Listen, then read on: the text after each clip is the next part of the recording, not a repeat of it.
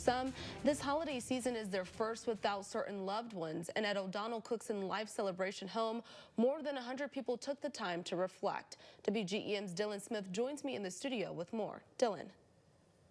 Charity funeral director Rory O'Donnell says today is all about remembrance. And while some tears were shed, O'Donnell says the service is uplifting for those who have experienced loss in the past year. The choir sings. Among more than 100 Quincy area residents who have experienced loss in 2022. One of them is Lauren Gilliland. Today, he remembers his wife, who passed away in April.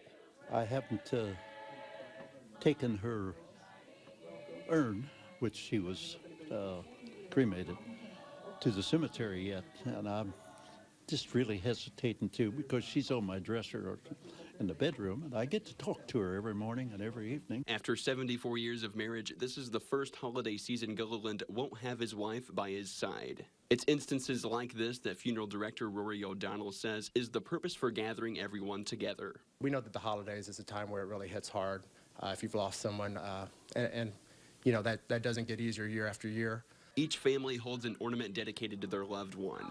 Each person a candle to represent those who are no longer with us. This crowd that's coming in will really show how much people really love each other, regardless of what's happening in the world today.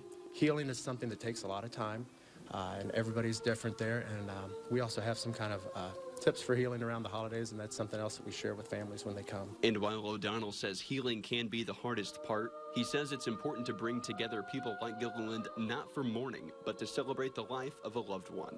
Our faith is strong, and we knew that this would happen someday, and you know, we just didn't know which one would go first.